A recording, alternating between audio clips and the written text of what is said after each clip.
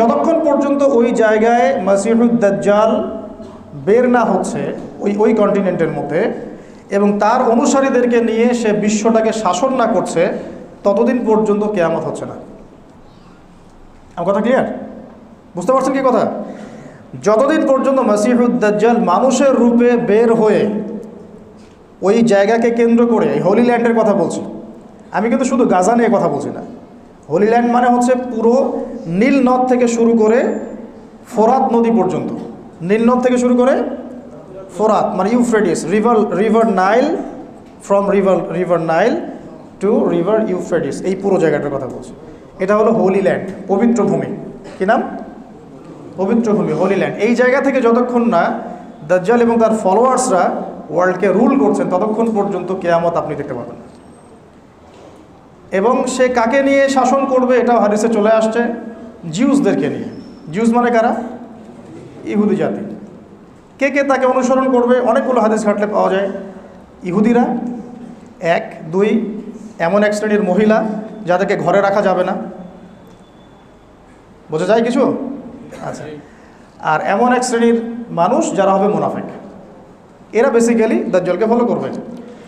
এবং সে 40 দিন বিশ্ব শাসন করবে। নবীজি বলছেন তার প্রথম দিনটা হচ্ছে 1 বছরের সমান, দ্বিতীয় দিনটা হচ্ছে 1 মাসের সমান, তৃতীয় দিনটা হচ্ছে 1 সপ্তাহের সমান, বাকি দিনগুলো তোমাদের দিনের মতোই। ভাবতে হবে না কিভাবে একদিন 1 বছরের সমান হতে পারে? যদি সত্যি সত্যি বাহ্যিকভাবে 1 বছরের সমান হয়, তার মানে কি? তার মানে পৃথিবীর গতি কি কমে যাবে না থেমে যাবে? কিছু একটা তো হবে তাহলে। আর যদি রূপক কোন অর্থ থাকে তাহলে সেই ব্যাখ্যাই বা কি, সেটাও তো ভাবতে হবে। আমরা তো ভাবনা চিন্তা বাদ দিয়ে দিছি সেই 400-500 বছর আগ থেকে। আল্লামা ইকবাল বলেছেন এই মুসলিম জাতি ক্রিটিক্যাল থিঙ্কিংস মানে কি বলবো এটাকে, গবেষণামূলক চিন্তাধারা, গবেষণামূলক চিন্তা চেতনা এই পুরো জাতি সামষ্টিকভাবে 400 বছর আগে ছেড়ে দিয়েছে। আমাদের ভাবনার সময় নাই। তো এখন ভাবনার সময় নাই কেন? কারণ আমাদের মাথায় কিছু পেরেশানি আছে, খাবারের, চাকরির, ব্যবসার ইত্যাদি। আর যতটুকু সময় বাকি ছিল ওইটা তো মোবাইল ফোন খেয়ে নিচ্ছে আর কি, বাকিটা তো ফোন খেয়ে ফেলতেছে আর কি। তো দাঁড়ায় যে একটু চিন্তা করবে যে আসলে কি হচ্ছে, কেন হচ্ছে, কোথায় ছিলাম, কোথায় আছি, কোথায় যাচ্ছি, চিন্তার সময় নেই। আর ঢাকার মতো সিটিতে আমরা যারা থাকি সেখানে তো দেখা যায় ফ্লাইওভার উঠলেই যে মানুষের দৌড়ঝাঁপ দৌড়ঝাঁপ দৌড়ঝাঁপ, চিন্তার সময় নাই, সুযোগ নাই। প্যালেস্টাইন ইস্যু নিয়ে আপনি চিন্তা করবেন, আপনাকে তো বিশ্বকাপ দিয়ে ধরিয়ে দেওয়া হয়েছে। আপনি দেখবেন কে কত সেঞ্চুরি হাঁকাইল, ওইদিকে যে সেঞ্চুরির পর সেঞ্চুরি বাচ্চাদেরকে মেরে ফেলা হচ্ছে, এটার তো খবর নাই আপনারা।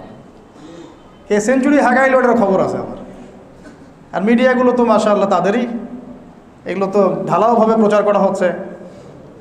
মানুষ দেখতে না চাইলেও দেখানো হচ্ছে, দেখবি না মানে দেখতে হবে, ভাবটা এরকম আর কি। আর এই আড়ালে যে কত মুসলিম ওখানে মারা যাচ্ছে ঠিক নাই। আর আমরা তো ইস্যু পাগল জাতি, আবেগী এবং ইস্যু পাগল। আর কিছু ইস্যু বাজ আছে আমাদের সমাজে, এরা তো ইচ্ছা করে ইস্যু রাইজ করায়। আপনাকে একটা ইস্যু ধরাই দেবে যাতে মূল বিষয়টা থেকে আপনি সরে যান।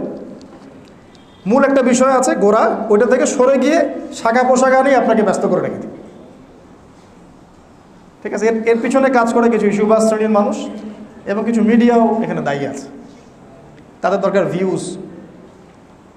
এখন দেখেন ওই 6, 7, 8, 9 ওই তারিখগুলোতে যেভাবে আলোচনা হচ্ছিল ইস্যুটা নিয়ে, আস্তে আস্তে যেন ওটা ইজি হয়ে গেল, নর্মাল হয়ে গেল।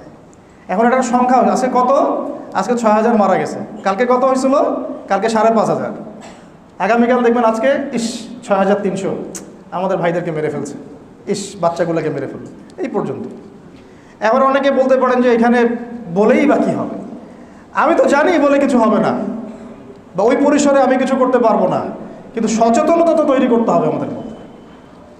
আমরা তো জানি না কিয়ামত কবে হবে, তাই বলে কি আমরা আমাদের জীবনে প্রিপারেশন নিব না? আমরা তো জানি যে আমরা মাসিহুদ দাজ্জালের সাথে লড়তে পারবো না। দাজ্জালকে আপনি মারতেও পারবেন না, তাকে মারবে ঈসা আলাইহিস সালাম। তার আগ পর্যন্ত মুসলমানরা তার সাথে লড়াইয়ে পেরে উঠবে না, তাই বলে কি তারা লড়াই করা ছেড়ে দিবে? এরা হচ্ছে নেগেটিভ মাইন্ডসেটের মানুষ, এটা হচ্ছে মনস্তাত্ত্বিকভাবে পরাজিত, বুদ্ধিবৃত্তিক পরাজয় বলি আমরা এটাকে, বুদ্ধিবৃত্তিক পরাজয়। আগেই স্যারেন্ডার করে ফেলে যে আমার তো কিছু করার নাই, আর মাশাআল্লাহ পৃথিবীর বুদ্ধিজীবীদের একটা বড় অংশ আমাদের দেশেই জন্ম নিয়েছে মাশাআল্লাহ, সেকুলার অঙ্গনও এবং ধর্মীয় অঙ্গনও। বুদ্ধিজীবীর অভাব নাই মাশাআল্লাহ। অ্যানালাইসিস কি, ইরান সৌদি এইটা ওইটা কি হবে না হবে, কেন হচ্ছে না, কে রংধরি পাঠাচ্ছে, সুবহানাল্লাহ। কিন্তু মূল জায়গাটা থেকে সরে গেছেন আপনি। মূল জায়গাটা হচ্ছে ওই জায়গাটা হোলি ল্যান্ড, এবং এই হোলি ল্যান্ডটা ছিল আগে জিউসদের, মানে জিউস বলতে বোঝাচ্ছে এখানে বানু ইসরাইলের। বানু ইসরাইল আর এখনকার জিউস কিন্তু এক না। আমি আপনাকে বোঝানোর জন্য বোঝালাম, বানু ইসরাইল ওই সময়কার মুসলিম সম্প্রদায়ের নাম ছিল, আর জিউস পরে হয়েছে, ইহুদি নাম পরে হয়েছে যখন তারা ঈসা আলাইহিস সালামকে অস্বীকার করেছে এবং আমাদের নবীকে অস্বীকার করেছে। ওই জায়গায় তারা শাসন করতো এক সময়, অনেক বছর আগের কথা। তারা ওই জায়গাটা শাসন করত। আল্লাহ পাক তাদেরকে শর্ত দিয়েছিলেন, তোমরা যদি ভালো থাকো এই জায়গা তোমাদের, যদি ভালো না হও ফাসাদ সৃষ্টি করো এখান থেকে তোমাদেরকে শাস্তি দিয়ে বের করে দেব। এবং ওরা বারংবার আল্লাহ পাকের আদেশটাকে লঙ্ঘন করেছে, এমনভাবে লঙ্ঘন করেছে যে নবীদেরকে পর্যন্ত জবাই করে হত্যা করেছে। বুঝতে পারছেন? নবীদেরকে পর্যন্ত মসজিদের মধ্যেই জবাই করে হত্যা করে ফেলছে, এইরকম জাতি। তো সে একটা বাচ্চা, মুসলিম বাচ্চাকে মারতে কি তার কলিজা কাঁপবে? কাঁপবে না, স্বাভাবিক। সে নবীদেরকে হত্যা করা জাতি। তো আল্লাহ পাকের আযাব যখন চলে আসলো, কয়েক দফা এদেরকে আল্লাহ পাক এমন শাস্তি দিলেন অন্য বড় জালেমের হাতে, তারা আর পৃথিবীতে থাকার কোনো জায়গা পেল না। হিস্ট্রিটা আমি একটু পরে বলবো, একটু ছোট করে। থাকার কোনো জায়গা পেল না। 2000 বছর পরে, এই মাত্র 1914 থেকে 18 সালের মধ্যে, এই যে 1914 থেকে 18 সালের মধ্যে প্রথম বিশ্বযুদ্ধ চলাকালীন এই ব্রিটেন বা ইংল্যান্ডের সহযোগিতায়, তখন ব্রিটেন ছিল এই ওয়ার্ল্ডের রুলিং স্টেট, সারা বিশ্বকে শাসন করতো সে। আমাদের এখানেও 200 বছর শাসন করেছিল, জানেন তো এগুলো ইতিহাস। তো সে তার হাত ধরে এই ইহুদিরা অল্প অল্প করে এই হোলি ল্যান্ডে ঢোকা শুরু করলো 2000 বছর পরে। কি ভিশন নিয়ে ঢুকলো? বেড়াইতে আসছে আপনার কাছে মনে হয়? ওই হোলি ল্যান্ডে বেড়াইতে আসে ট্যুরিস্ট, আমরা যেমন কক্সবাজার যাই দেখতে, ওই রকম? জি না, ওরা আসছে এই পুরো জায়গাটাকে ক্যাপচার করার জন্য। এটা ওদের ভিশন ছিল। প্রথমে সহযোগিতা নিয়েছে ব্রিটেনের। ব্রিটেন তাকে মায়ের মতো বড় করেছে, লালন পালন, খাওয়ায় দাওয়ায়, ভরণ পোষণ দিয়ে, সব দিয়ে। বলে না ধাত্রীর কাজ করে, ধাত্রী যেমন সন্তান জন্ম দেয়, ব্রিটেন তেমন এই ইসরায়েলকে জন্ম দিয়েছে। ওরা এমনি এমনি আসে নাই, ওরা এসেছে এই জায়গাটায় আবার পুনরুদ্ধার করতে। শুধুমাত্র এতটুকু গাজা, আকসা, এই কি হাইফা বন্দর, তারপরে নাবলুস, এই শহর আমি চাই এমন না। ও চায় পুরো হোলি ল্যান্ড, মানে from river Nile to Euphrates, এই পুরো জায়গাটাই তাদের চাই। এই উদ্দেশ্যে তারা আগাচ্ছে, এবং এই উদ্দেশ্যে তারা আগাতে আগাতে আগাতে আগাতে মাসিহুদ দাজ্জাল বের হবে। আর এগুলা বলার পরে যদি কোনো শায়েখ আপনাকে বলে যে এই কথা শোনার দরকার নাই, তার আকীদা ভালো না, তাহলে বুঝে নিয়েন তার মধ্যে নেফাক আছে, অথবা তার অন্তর্দৃষ্টির ঘাটতি আছে, অথবা সে ওয়ার্ল্ড অ্যাফেয়ার সম্পর্কে কিছুই জানে না। নিজে অন্ধ হওয়া ভালো, কিন্তু অন্ধর অনুসরণ করা ভালো না। নিজে অন্ধত্বের মধ্যে থাকলে আল্লাহ চাইলে একদিন অন্ধত্ব খুলে দিতে পারেন, কিন্তু অন্য কোনো অন্ধের পেছনে ছুটতে থাকলে আপনি কোনোদিনও চোখে দেখতে পারবেন না। তাই একটু রিল্যাক্স হয়ে দাঁড়িয়ে আগে চিন্তা করা শিখুন যে আসলে কথাগুলো মিলছে কি না বা হচ্ছে কি না। তাহলে আমি কি শিখে আসলাম এতদিন ধরে? আমাকে তো চিন্তা করতেই নিষেধ করে দেওয়া হচ্ছে। ভাবারই দরকার নাই, যখন আসবে দেখা যাবে। মানে ভাবটা এরকম যে এইখানে আগুন লাগছে, ওটা নিভাইতে যাওয়ারই দরকার নাই। আগুন তো আর তোমার ঘরে আসে নাই, যখন আসবে তখন দেখা যাবে। যদি আসেও, যখন আসবে তখন দেখা যাবে। তো এই ব্যক্তিকে আমরা কি বলবো? চক্ষুষ্মান বলবো না অন্ধ বলবো? আপনার কি মনে হয়? আর এই জায়গা থেকে সে ওয়ার্ল্ডটাকে শাসন করবে, একা একা করবে? উত্তর না। কাকে নিয়ে করবে? বলেছে জিউসদেরকে নিয়ে করবে। যে জিউসরা বিগত 2000 বছর এখানে আসতে পারে নাই। 1914 থেকে 1918 মধ্যে তারা এখানে এসেছে। কাদেরকে পরাজিত করে? তুর্কিদেরকে, অটোম্যান এম্পায়ারদেরকে। কাদের সহযোগিতা নিয়ে? ব্রিটেনের। আর কে সহযোগিতা করেছিল? মুসলিম নামধারী নাজদিরা। এই যে ঢুকলো তারা, মাশাআল্লাহ, আল্লাহ মাফ করুক, এরপরে তারা আর ওখান থেকে বের হয়নি। প্রথমে ব্রিটেনের হাত ধরে, তারপরে ব্রিটেনের যখন রোল শেষ হয়ে গেল, তারপরে আমেরিকার হাত ধরা শুরু করলো। মূলত ব্রিটেন, আমেরিকা, পশ্চিমা এরা আলাদা কেউ না, এরা একই স্বগোত্রীয়। ওই চাচাতো ভাই, মামাতো ভাই, কাজিন, সিস্টার, এটা না। এমন না যে সে একটা ও একটা, আসলে সবই এক, সব এক। কিছু ভৌগোলিক পার্থক্য, আদর্শের দিক থেকে কোনো পার্থক্য নাই। আমি একদম স্ট্রেট ফরওয়ার্ড কথা বলছি আপনাকে, আদর্শের দিক থেকে কোনো পার্থক্য নাই, সবই এক।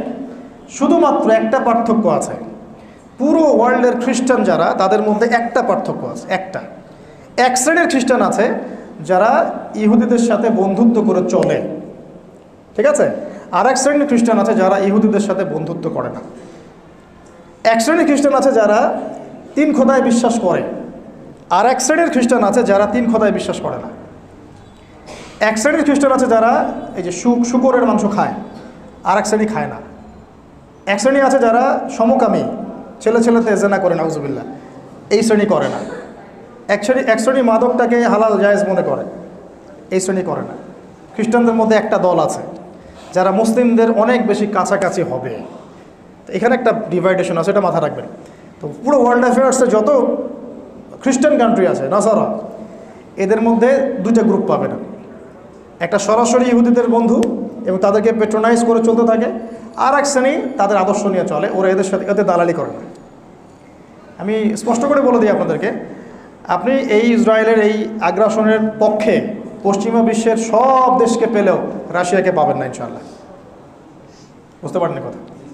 পশ্চিমা বিশ্বের সব দেশও যদি, Germany, Italy, France, America, Britain, Australia, আমাদের প্রতিবেশী সবাই যদি ওকে সমর্থন দেয়, রাশিয়া তাকে সমর্থন দিবে না, যদিও রাশিয়া একটা খ্রিস্টান কান্ট্রি। কথা কি বুঝতে পারছেন আমার? এদের মধ্যে একটা গ্রুপিং আছে। এক শ্রেণী আছে যারা মুসলিমদের কিছুটা কাছাকাছি হবে, এটা কিন্তু কোরআনেও আছে। সূরা আল ইমরান, সূরা মাঈদার মধ্যে আপনি পড়লে পাবেন, সূরা মাঈদার মধ্যে এটা আছে, সূরা মাঈদা পড়বেন। এখন বুঝেন, যে বিষয়টা বুঝেন, ওই জায়গা থেকে ও বিশ্বটাকে শাসন করতে চায় বলেই এখানে এসেছে, এমনি এমনি সে আসে নাই। এবং দাজ্জাল তো আর একা শাসন করবে না, তার অনুসারীদেরকে নিয়ে শাসন করবে।